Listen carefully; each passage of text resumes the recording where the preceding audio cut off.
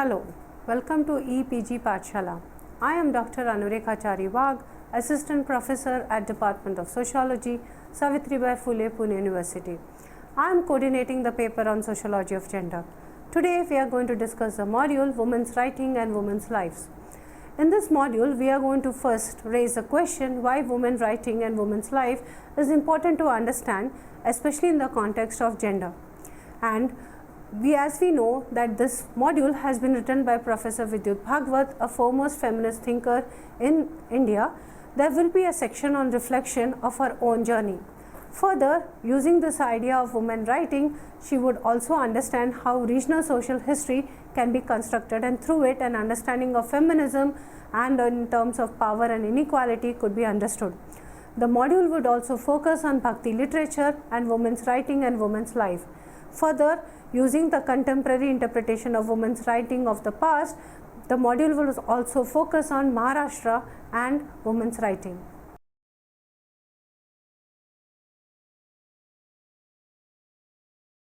Section 1. Why women writing and women's lives? When we get introduced to women's writing not only as literature but as a social document, we enter into the realm of feminist understanding of women's expressions, especially through their creative writings. Any written literature of women, and in fact oral expressions of women through OVs, abhangas, which have come to us through many centuries, can be read as texts of women's reflections on their lives in their times. We should not look at the category of women with an uncontested, uncritical gaze, but we have to keep in mind that when women decide to express themselves creatively, orally or in written ways, there is some resistance and some alliance, some interest groups, politics and some genuine concern for the whole humanity. And women's writing shows us that this writing has a vision of their own. Their imaginations, their dreams, aspirations are not only confined to cooking and cleaning and nurturance and maintenance, though these are important areas of women's writings, but these writings directly or indirectly do comment upon the public sphere that is around them. Hence, it is very important to reread the past literature with contemporary feminist lens, which takes us into transformative politics.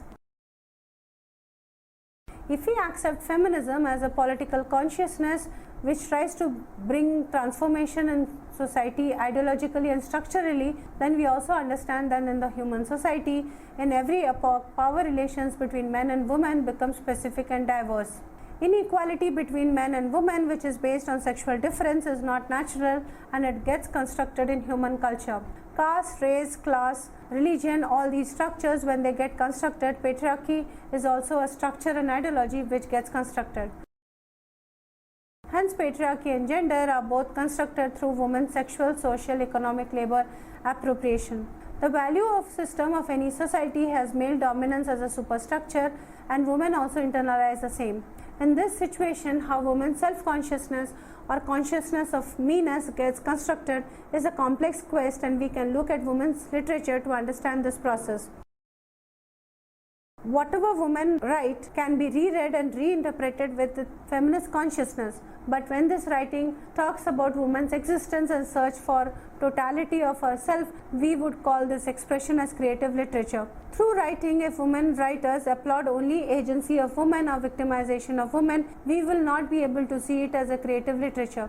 But if any writing by women tries to demystify women's body, if they try to bring out oppressiveness that creates victimization, and if any situation fractures body and mind of any woman, and it is written in the short story form or poem form, we can say that women writing is commenting about their situation in a critical way. Three major studies on women's images, Literally Women, Ellen Moore's A Literature of Their Own, Ellen Showalter and Mad Woman in the Attic, Sandra Gilbert and Susan Guber are important for students to understand the trajectory of women's writing. Section 2. My own journey. Friends, let us now turn to my own journey. As a daughter born in a family with middle-class aspirations, the boys were sent to science and technology, and I was put into literature that took a combination Marathi-Sanskrit. All this was seen as natural and given. Finish your BA and get married to a foreign settled engineer or doctor, and then while raising your children in UK and USA, your literature background will help you to protect our culture. So said my parents and elders. Looking back at this life plan, trap set for me by people around me, I can see Now, both how in my caste and class location this was seen as the most suitable path, and how women alter, evade or overthrow such life paths set for them. I evaded this trap of studying literature to protect our culture by reading literature in a creative and innovative manner and using the new space of conjugality that love and intercaste marriages were opening up in the Nehruvian era. Of course, marrying into a Brahmin progressive family living in the heart of Mumbai metropolis with writers of children's literature and producers of new mass-mediated women's program, the family had good cultural capital. Marriage provided the space for pursuing my studies in literature, to read, to write, thus complete my post-graduation in Marathi literature. In 1967, we studied literature in a compartmentalized descriptive manner, treating all that was pre-colonial as medieval and bhakti, colonial as Marathi prose reborn with English incarnation, and thus modernity in Marathi literature was seen as a gift of the European Enlightenment. Studying and reading different literary texts several times remained at a verbal level, and a sense of creative discovery was lost in this process. The history of Marathi literature then became a matter of memorizing without contextualizing historical sages in the political economies that were shaping them. I felt vacuous and uneasy when I completed my studies and immediately joined as a part-time lecturer in the Anjuman Khairul Islam's Pune College, because I truly wanted to become a teacher and wanted to be connected with the students' community. Increasingly through this new job, I could see myself as a teacher. My students were all from poverty-stricken families, particularly Muslim families, who had to learn different Marathis and the cultures that go with it. The students were mostly migrants from drought-prone rural areas and were from the newly migrated working-class families in Pune city. Marathi literary texts which were taught to these students invariably needed decoding at various levels. Awareness towards standardization of Marathi language and its relation to the dialects like Dakhini, which my students spoke at homes, took me towards doing more research in language and linguistics. Marathi literary texts that I was handling as a teacher seemed far away from the everyday life of these students. These students energized me to transform received understanding and to read further, to interrogate canons. I wanted my students to think creatively and critically. This was the period of the magical 70s, where the new movements and collectives were emerging, and as a part of many of these initiatives, I began to more seriously and historically pursue questions of domesticity, housewifery, motherhood and companionate marriage.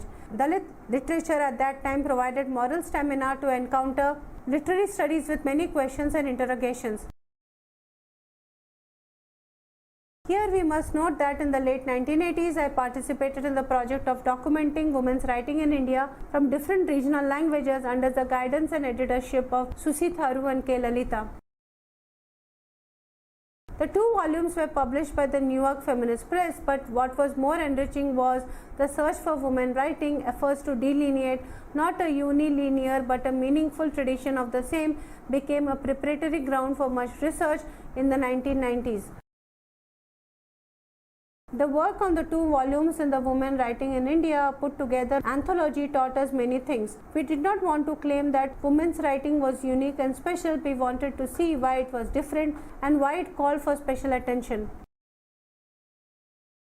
At one level, women writers are as much as victims of social ideologies about the subordinate status of women as men writers. We also did not want to argue on behalf of the women writers and suggest that the work is misrepresented or misjudged and overall they are marginalized in the field of writing. While working on this project, we as a group formed our answers in a tentative and a complex way. We should also think about women writers in the same way. They are part of the times and the society, and at the same time they are also reflective on the crises and suffocations that they face while becoming writers. Section 3. Women Writing and Regional Social History. In this module, we will take some of the Marathi women writers and their lives as examples of how we read literature and as a social document to have a sense of social history of the region.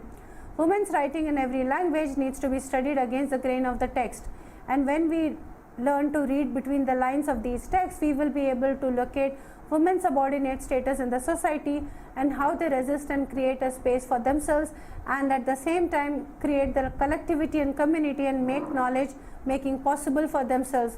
and how they create a gendered form of knowledge and redefine the world of their times. Section 4. Bhakti literature as women writing and women's lives. After a prolonged neglect by the Indian as well as Western intellectuals, the Bhakti tradition is at last getting the necessary critical attention, both as a part of this newly found interest in general due to the impact of the post-1975 women's movement and the women's studies programs. A good body of work on the Bhakta women, particularly Sant women, is now being published. The search by contemporary feminism in India for indigenous roots and mobilization of the Bhakta women's poetry to fulfill this need is one such effort. It is fraught with several dilemmas. Nonetheless, one could see it as a part of a pattern in a range of fields in post-independence India which have turned the searchlight on past traditions in the quest for an identity. Spanning a period of over 5 centuries, the Bhakti tradition in Maharashtra began with a generation of sons like Dhyanadeva, Namdev, Muktabai and Janabai and reached its zenith with Tukaram and Bahinabai. Spread and impact covered the entire space of political, economic, culture and language occupied by the Marathi-speaking world and included even parts of Karnataka and Andhra. The sons entered almost every home through Vithoba, a domestic deity par excellence. Sons were very much a part of the peasant communities of the time. Jayant Lele notes that they were a community of active producers. Gyaneshwar explicitly rejects the renunciation of productive life and ridicules the claims of liberation through rejection of activity. The women of the period, especially those who were in search of creativity and freedom, realized that the doors of the Varkari Sampradaya were open to them. Ekar Ramanujan clarifies that there are many kinds of bhakti, though we speak of it in singular. One way of looking at Bhakti movements is to see them as a counter system opposed to classical orthodox systems, say in their views about caste, gender or idea of God. For example, the Vedic gods are not localized, but in Bhakti they are worshipped in local forms in temples. The gods are as human as they are divine. Bhakti in Maharashtra has always remained a mainstream movement of peasants and artisans, offering a most potent source of the critique of Brahmanism. If we look at the variations in the expression of Bhakti, North India produced Nirguna, abstract Bhakti, where South India adopted Saguna, concrete Bhakti. Maharashtra represented the confluence of the northern and the southern traditions. One of the striking features in this context is the range of caste and occupations that came together within the Varkari Sampradaya. Their articulations were in the idiom of the caste-based occupation, their everyday life practices. Sena Navi, a barber, would carry his critique of caste discrimination by upholding his occupational skill. We are the barbers, we do hajamat minutely. Gora Kumbhar was from the potter community, Safta was a gardener, Chokha Mela was a mahar, Narhari was a goldsmith, Bahira came from Jatved, Jagannath from the Vadabal subcaste.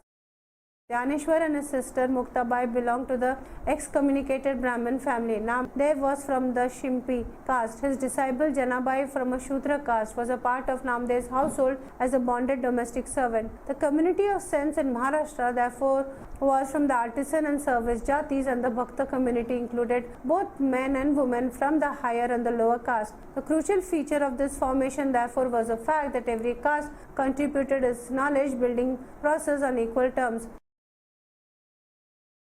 Right from Dhyaneshwar, all saints talk to him in a conversational mode. For Janabai, he becomes a helpmate in carrying domestic chores.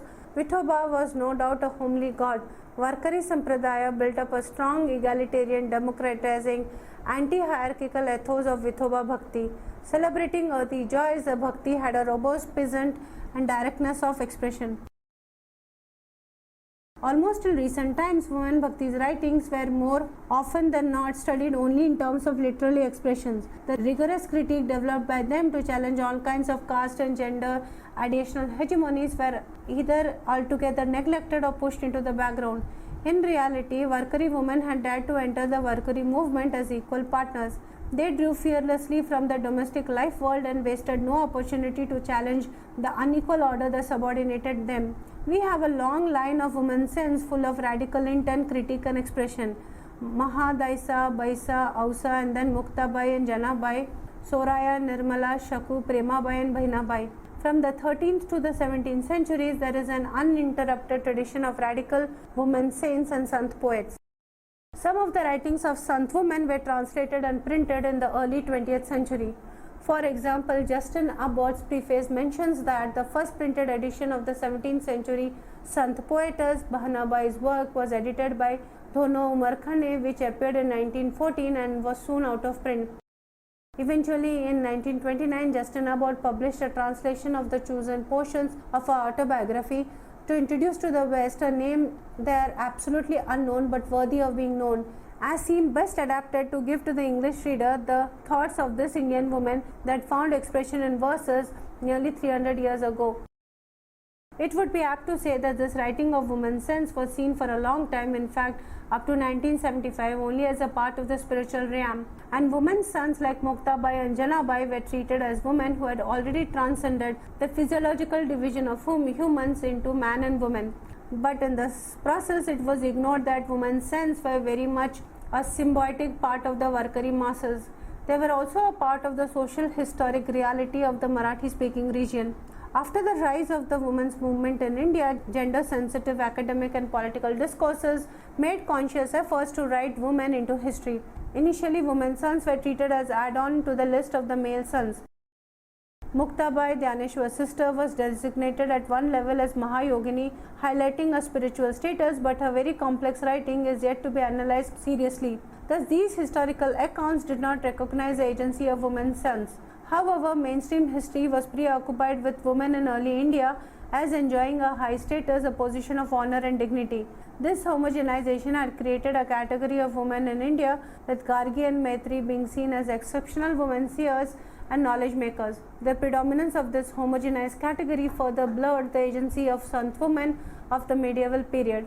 Their expressions were relegated to the sphere of bhakti as only devotion, contrasted to the sphere of knowledge. Women's lives as well as writings were either not contextualized or rendered a tokenist treatment. There has been serious controversies as to whether there was one Dhaneshwar or two. Namdev is acknowledged for his organizational brilliance and skills, but the women's sense were always clubbed together with male sense as their dependents. As I have observed elsewhere, we always talk of Mahadaisa of Chakradhar, Jani of Namya, Little Muktai of Dhaneshwar, Bahinabai of Tukaram.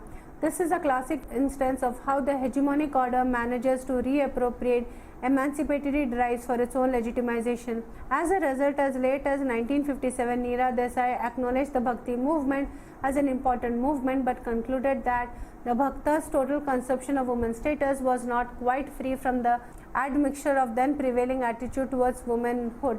Hence, in her opinion, the overall effect of the movement on the women was rather limited. During the 1980s, in the overall context of the gender politics, the second wave women's movement in India, there seems to be a proliferation of scholarly writings of Sant women. A.K. Ramanujan in 1973 translated love poems and published the classical Tamil anthology. In 1989, he talked extensively about Sant women in an interview for Manushi. He began studying the detailed history of Mahadevaika, a Veerasaiva woman, and an extraordinary picture emerged before his eyes. He saw marriage as an issue in the lives of Indian women since, in a way, it was not for male sons, both upper and lower caste. He saw women going through 5 phases: early dedication to God in the form of a particular deity, denial of marriage, defying social norms, initiation by the Guru, and marrying the Lord. The upper caste male's battle is with the system as a whole, often internalized as the enemy within, whereas the woman's son's struggle is with the family and family values. The woman's son remains feminine because she has nothing to shed, neither physical prowess nor social power nor purity, not even spiritual pride. She is already where she needs to be in these sons' legends. Since Bhakti movements, radical in the beginnings, eventually got routinized, Ramanujan suggested that the Sant writings have to be constantly reinterpreted and rescued from domestication that they undergo. In his opinion, Bhakti movements do offer alternatives, humane and creative ways of being and acting. Hence, he gave immense importance to the lives and poems of women's sons, for studying Indian women's voices, for finding alternative conceptions in the Indian civilization. Jayant Lele, in his edited work on Bhakti movements, makes pertinent observations about women's sense in the context of tradition-modernity debate. He argues that when Dharma speaks only as an oppressive movement, as a duty from which the joy of performance has been stolen, it becomes coercive. He sees Sant women's rebellious posture vis-a-vis the social order in the current context of their reality as a communally exchange young brides in an alien patriarchal patrilocal family in an often hostile household. According to him, women's sons' love transcended the prison gates of legitimized duty, false modesty, enforced honor and oppressive kinship. Section 5. Contemporary interpretation of women's writing of past. In the 1980s, feminist scholars of the second wave of the women's movement were grappling with an extremely troubled situation in India. The statistics of deteriorating women's status, the experience of women's overall victimization and sexual exploitation complicated by the locations in different communities, castes, classes, and absence or invisibility of women's collective resistance in the historical narratives, an urgent need of writing cultural historiography in order to combat naturalizing or essentializing the woman question. All these presented immense complexities. A nuanced understanding of the recasting of Indian women during colonial period was attempted. This also led to researching women in early India and challenging the myth of golden age. The search for women's voices in Indian history sought to make them audible as specifically women's voices. This was a context within which women's sons' lives and writings were foregrounded and studied by feminist scholars of different ideological dispositions. In the late 1980s, feminism emerged as a critique of biologism and sexual division of labor.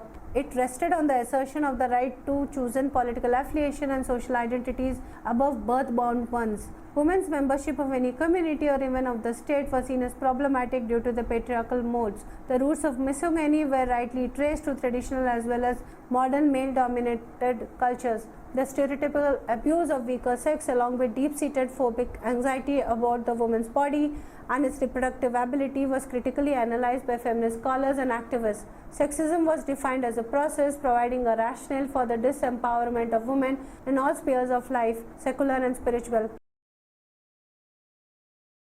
In this milieu, it is not surprising that the special issue of Manashi celebrating its 11th year sought to resurrect women's sense as exercising individual's choice and creating alternative tradition. Women's sense were seen as extraordinarily courageous and creative women who asserted their right to their own life as they defined it. The writing was seen as a celebration of their individual choice and the religious path as an escape from the narrow confines of domesticity.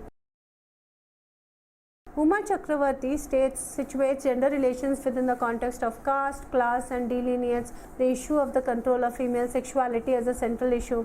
Chakravarti acknowledges bhakti as rich tradition, particularly significant for women for both variations and commonalities in its social and religious implications. Here the dominant Brahminical ritual is an attempted to be turned upside down, boundaries operating in the social world collapse, and the shackles imposed by the rigidly hierarchical social order are stretched to provide breathing space for some men and women. She warns against homogenizing bhakti into a neat unified tradition and simplifying its social content, and suggests that the extent to which bhakti dissolves gender lines needs to be investigated further. Kumkum Sangari provides an analysis of bhakti. Thus, in an economy where the labor of women and the surplus production of the peasant and artisan are customarily and naturally appropriated by the ruling groups, high Hindu traditions sought to encompass and retain the management of spiritual surplus and to circumscribe its availability along lines of caste and gender. In this spiritual economy, the liberalizing and dissenting forms of bhakti emerge as a powerful force which selectively uses the metaphysics of high Hinduism in an attempt to create value grounded in dailiness of material life within the reach of all. Susi Tharu and K. Lalita, compiling an anthology of women writing in India, argue that we might indeed learn to read them not for the moments in which they collude with or reinforce dominant ideologies of gender, class, nation or empire, but for the gestures of defiance or subversion implicit in them. Tharu observes a part of devotion set up no barriers of caste or sex. The women poets of the Bhakti movements do not have to seek the institutionalized spaces religion provided to express themselves, and the women's poetry moved from the court and the temple to open spaces in the field and the workplace and the common woman's hearth. Tharu and Lalita do acknowledge Sant women's writing as expressing a new sense of self-worth, new dignity to domestic chores, new confidence, and even their access to wider world, but note that their options were limited. They too doubt whether patriarchal controls were radically questioned and the lives of ordinary women changed. Vijaya Ramaswamy's work, Walking Naked, Women, Society, Spirituality in South India, appeared in 1997, mapping the spiritual history of women in the context of social structures through historical time and space. Her study looks into the issues of gender inequalities in the context of dominance and power and the debates over female sexuality and education. In Marathi, Indumati Shevde's Sant Kaviyatri, published in 1989 under the guidance of Suma Chitnis, the editor of the series of the book Sri Muktyache Maharashtratil Paulkhana, it was, in the Shevde's own words, an effort to search for the seeds of contemporary women's movement in the past in order to create an understanding of the struggles of contemporary women in search of the self. During those years, I too was engaged in researching the complex weave of Sant women's compositions in Maharashtra. Man-woman relations in the writings of Sant poetesses written in 1991 is an effort to show how women's sons were talking differently as women and hence even as sons. Marathi literature as a source for contemporary feminism. Bhagwat argues that feminist movement in Maharashtra state ignored its own tradition of a succession of women's sons and other women writers who had inverted and occasionally even subverted the classical ideals of womanhood embodied in the hegemonic text. The movement paid a price for its failure. It appeared to be based on dry, abstract ideas lacking roots in soil.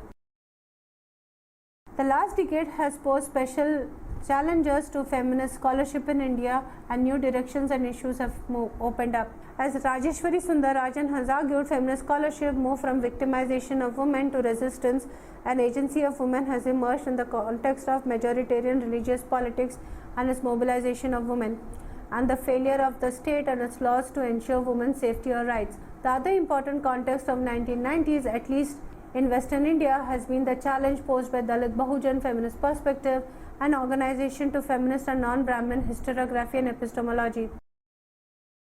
These challenges have led us to reflect on questions like what constitutes resistance, can the resistance to patriarchies and Brahmanism caste hierarchies be neatly separated even if only for analytical purposes. We are impelled to reflect on what we hide when we privilege the voices of women's sense as voices of female resistance as if they are unmarked by the caste location.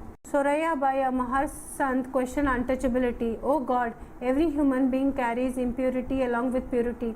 Then why should some human beings be treated as untouchables? A Janabai, a bonded slave as a Dasi, that too of a Shudra caste, consciously stated, I am low-born and kept outside the temple.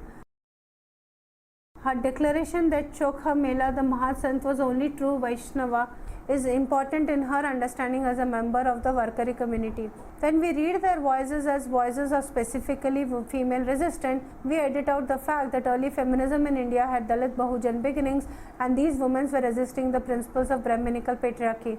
In fact, their consciousness expressed through their poetry spanned different locations of gender and caste and thus offered a universalist and humanist critique of oppression. No doubt there have been important feminist historical research and emancipatory interpretations of the life of the woman since. However, the caution that most feminists express about reading too much into these voices may at least partially be explained by the fact that there has been very little work on the living tradition. The meaning that these women's sons have in the lives of contemporary Bahujan women, as well as the co-option of egalitarian tradition by the latter, needs documentation. The imprint of egalitarian practices from Varkari movement in the literature of the early decades of the 20th century are apparent, for instance, in the autobiographical accounts of Dalit women. I would suggest, therefore, that essentialization of Sant's women's writing, as women's writing has often rendered invisible the resistance to Brahminical patriarchy, and this needs to be brought to the foreground. I do not suggest thereby there is some ready-made indigenous Dalit Bahujan feminist solution in Sant women's writing that can deal with multiple patriarchies of the contemporary situation. Analysis of Bahinabai's contributions can help to explicate the argument in this context. As Dilit Chitre notes, the crisis that arose in Bahinabai's life was noted simply as bhakti of the god versus duties of the Pativata kind. Her struggle was a complex weave of questions of Varna hegemony, self-perception of Brahmanism, true meaning of the Veda and the discipline of ritualism. This Marathi Brahmin woman changed the conservative frame of mind of her husband, redefined the concept of Prativata Dharma from loyalty to pursuing a higher goal for both men and women, and chose a Shudra Guru and actively participated in the Varkari Sampradaya. In university courses in Marathi literature, we are taught to read her text and underline her skills in drawing a balance between the fulfillment of wifely duties and achievements of spiritual excellence. The context of her times was thus completely lost. She thus redefines the concept of a Brahman not as born but as one who understands truly Brahma, and that truth is universal for the whole humanity. Bahina challenges Brahmanical patriarchy through a subversion of meanings of pillars of coercive duties. A Brahman is karma, that is active intervention. Wifely duty for her is recognizing her own self, and she takes a Shudra Guru and challenges the very presence of God in Brahmanism. Bahinabai lived on for many years after her husband's death and worked till the end of the suffering of the Varkaris. She actually managed to convert her husband to the Varkari sect and persuaded him to accept Tukaram as his guru. I suggest that the women's sense were very much part of the struggle of the early modernity of India, and hence the struggles and negotiations which in their cultural context will have to be understood and reinterpreted as emancipatory cultural histories. Drawing them out solely as women's voices often excludes their agency in challenging political priesthood of their time and blurs their historical relevance as early voices against Brahmanical patriarchy. Maharashtra and women writing today. Finally, I would like to conclude this by stating that a lot is happening in Marathi literature as far as women's writing is concerned. Many women writers are writing bravely, openly and in different genres. They write plays, short stories, long stories, poems, novels and even essays. They appear on various channels and are actively participating in different political parties, and truly there is a lot of visibility and presence for women across caste and classes and communities. In short, ghettoizing women's writing and magazines as a limited world of women by women, of the women and for the women will not do any justice to the contemporary world of writing of women. Essentializing women is a dangerous trap of identity politics, and we need to be wary of this danger. For a long time, one question haunts my mind. In the earlier time, Tarabai Shinde ended her life alone, almost like a crazy mad woman.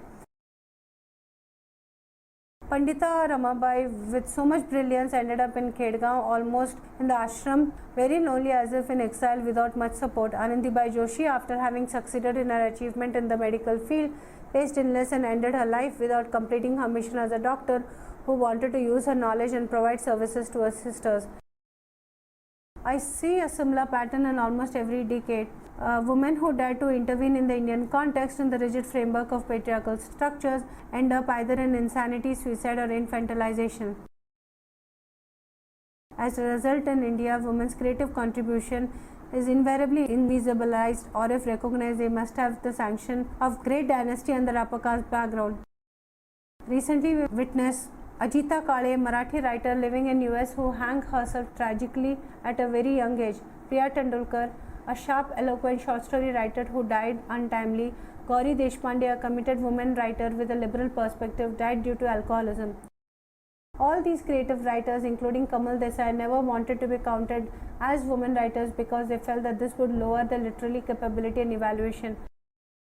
Thus, the urgent need right now is for far more projects like these which read literary text in their own and our own context, each seeking to illuminate the other, and for those with an explicit pedagogic intent so as to make women's writing a critical site for the production of new knowledge and beginnings of a new feminist consciousness.